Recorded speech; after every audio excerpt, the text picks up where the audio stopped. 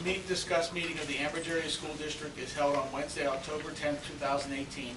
This meeting is being held to go over the agenda for the regular monthly board meeting that will be held on Wednesday, October 17, 2018 at 7 p.m. in the high school media room. Please rise for the flag salute. I pledge allegiance to the flag of the United States of America and to the republic for which it stands, one nation, under God, indivisible, with liberty and justice for all.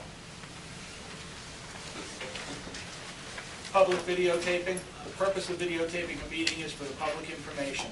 The opinions expressed by any member of the public do not necessarily reflect the view or opinion of the Ambridge Area School District Board of School Directors and are solely that of the speaker.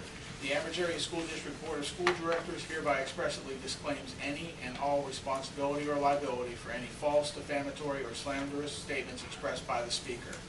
Any unauthorized rebroadcasting of any video, audio, or still image of the video recording of the meeting is strictly forbidden without the written permission of the Ambridge Area School District Board of School Directors.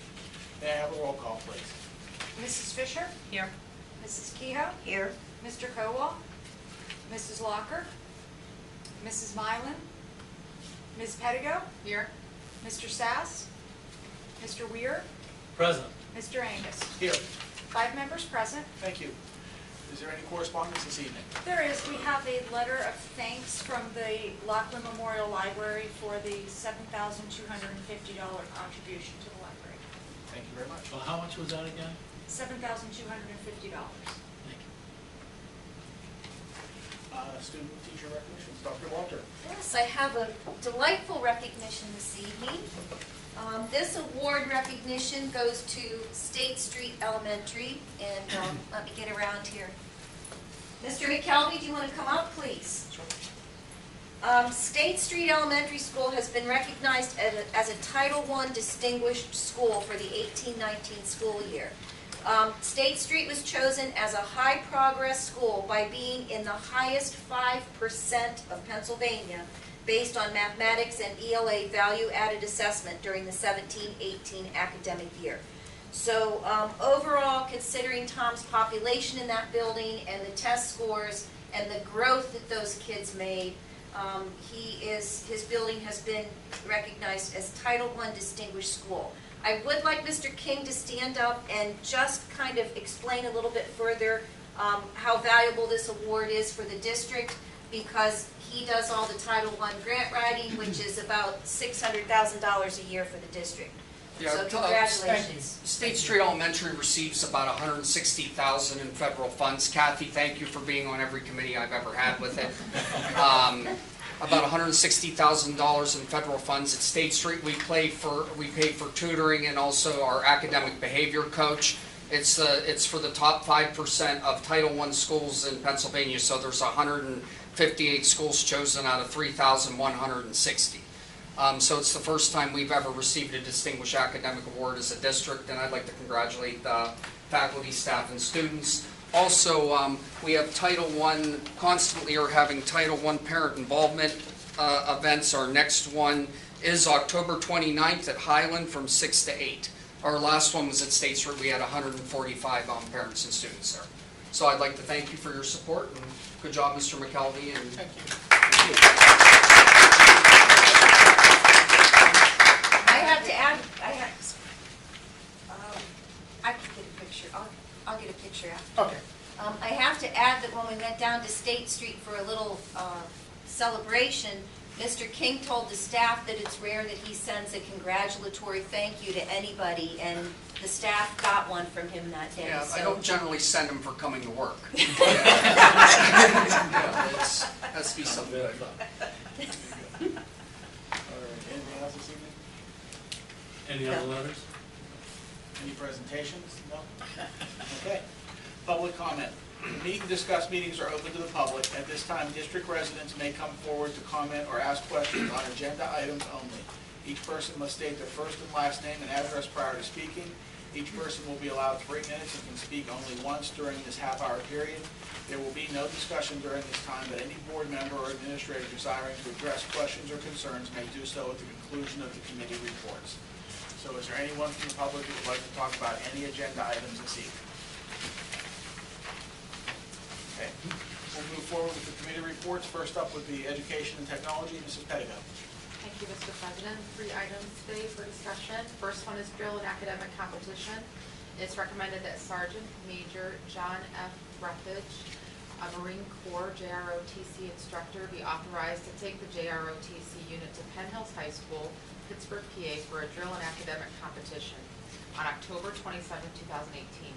The purpose of this trip is to build teamwork, enhance the camaraderie amongst the cadets, to develop leadership skills, and to increase unit cohesion.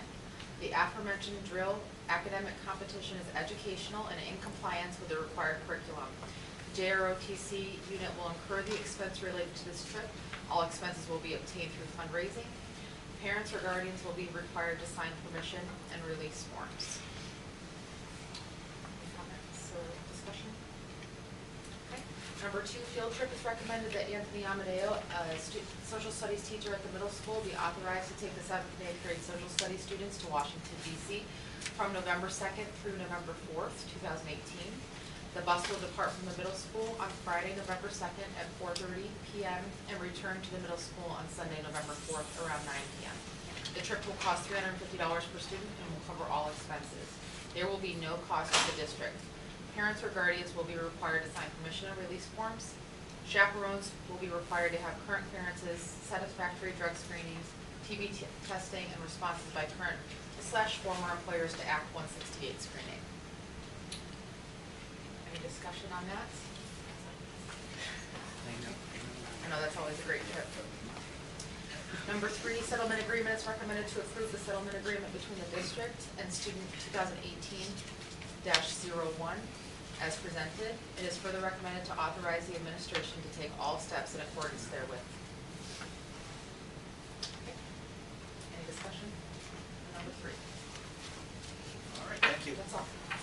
Finance and Budgets, Mr. Sass isn't here, and Mr. Weir, you get off easy this evening. Can you please take Finance and Budget? I would be delighted, President. Sir. Okay, the budget, the finance and budget items are 5. I would like to present all 5 because there's a lot of numbers in there and it will just confuse all of them. And if anybody has any questions on the 5 total questions or issues. Hearing none, I would return it to you, Mr. President. All right, thank you, Mr. Weir. Before we move on with building and grounds, I'd like to take a quick opportunity for Doug to give us an update on the audit that was asked about last month so everybody knows where we stand. I'm going to pass around a handout. The audit is not quite completed, but it's nearing completion. We have a few more adjustments and tweaks to make that we're getting to the auditor. But we plan on having the auditor here next week to talk about the progress with the audit, kind of give you an update of how it was different than prior years, what things they looked at. I believe that after finally 2 years, we're finally shoring up the balance sheet. So from that perspective, things are getting in order from a financial standpoint. What you have in front of you here today is kind of a summary of revenues and expenditures from the 17-18 school year. Basically, if you look at the revenues, I'm not going to get into a lot of detail since we can discuss it in more detail next week, but I wanted you to have this a week in advance so you had time to absorb it and ask any questions. You can basically see that we ended up exceeding our revenue expectation by about $787,000, which is a good thing. We usually are fairly conservative with revenues. Some things we were under. Real estate was a little short, but we also drew down more in federal funds than we had anticipated. The state changed its budget on us mid-year, so we didn't get quite what we were anticipating. We were about $40,000 short in subsidy payments. But overall, we did gain $787,000. On the next 2 sheets, you see a summary of expenses, and this is the not-so-happy news. You can see that we exceeded our budgeted expenditures by about $1.6 million. That's not great news to tell you because the majority of that, if you look on the 3rd page under tuition, item 560, you'll see that about $1.3 million of that was tied to charter school tuition payments. What had happened in March of 2018, there was a settlement between the Philadelphia Preparatory Charter School and the Department of Ed. over how charter school tuition is calculated. Prior to this settlement, PD was using our actual AFR figures to calculate tuition rates. And then when this settlement came out, it basically said, no, you can't do that anymore, PDE. School districts have to go back to submitting the PDE 363 form, which is based off of our prior year budget numbers. And there's a lot of kind of speculative, like, calculations and lack of deductions that can occur on that form, and that's why the suit started. But in effect, what that did was raise our tuition rate mid-year, about 8% higher than what we had anticipated in rates. The result is that when the tuition reconciliations came in June and July for the prior year, we saw a substantially higher cost in tuition than we had anticipated.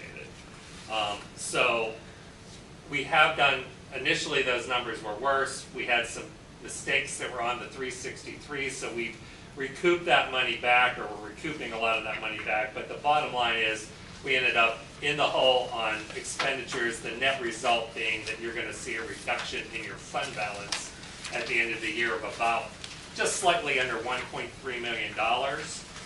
It still leaves you a little over $3 million in your fund balance. The bigger area for concern for us right now is we didn't know this either when we prepped the 18-19 budget. So we're in the process of right now re-looking at that budget, seeing what we're going to cut out, what we can transfer around and move to cover that deficit. We've already projected out what we think our anticipated charter school costs are going to be for the year. We know that we're going to need to come up with a little less than $1 million to cover that difference. So I'm in the process of right now working with Sue in my office to kind of figure out where we're going to move that money from to cover those costs. Peter certainly can explain this again in more detail to you next week, but I did want to get this information out to you so that you had time to absorb it, so you weren't thrown a curve next week when Peter was here. But Peter Van Cherry was the lead auditor on our audit this year. They spent about 10 days in our office going through a lot of the things that needed to go through in detail, but he can speak to that next week. But I can answer any questions or concerns you have right now. I did try to put to all the variances, explanations, and rationale on these sheets, but again, look it over. If you have questions, get in touch with me, and again, we'll have a more detailed discussion next week, but I wanted you to have a week to absorb it. Anything for me tonight? And you know, nobody is more troubled about this than I am. I mean, I've lost sleep about this, but Wait, sleep. but we do have a plan, and hopefully we're going to be able to execute that plan and minimize the damage this year. So, and then it'll be obviously be part of our budget discussion. Budgets went out today to the buildings, so we're getting And our already due a head November start. 9th. We have till November 9th to get them all back to me. So we are way ahead of schedule as far as getting the next year's budget prepped, because I want to get that in your hands early this year. Okay. Thank you. All right, thanks, Doug. Building and grounds is Mr. Kowal. He's not here this evening, but there are also no items for discussion, so we'll skip next to athletics. Mrs. Fisher, please. Yes, Mr. President, we have, it is recommended to approve Rafen Ruskin to represent the Ambridge Area School District as an independent individual WPIAL TIAA swimmer with the Moon Area High School swim team. It is further recommended to approve Frank Ruskin to serve as his sponsor coach at all practices and meets. This is at no cost to the district. Any comments or questions? Thank you. Public relations will be Mrs. Mylan. She's not here this evening. Mrs. Pettigo, would you please take that? Of course. Okay, so two items. First is superintendent's coffee.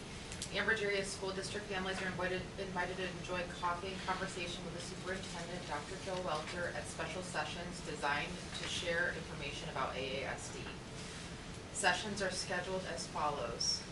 The middle school, 7 p.m., October 24th. At the high school, TBA. Superintendent's coffee held on the below dates and times. Highland on October 2nd at 7. State Street on October 5th at 8 a.m. and Economy Elementary on October 9th at 8 a.m. Dr. Walter, did you want to comment on those? I hear they're going well. Yeah, they've been productive, and it really gives me an opportunity to hear from parents in the community, and there have been some great ideas, so I encourage people to come out. And then the second item under public relations is homecoming 2018.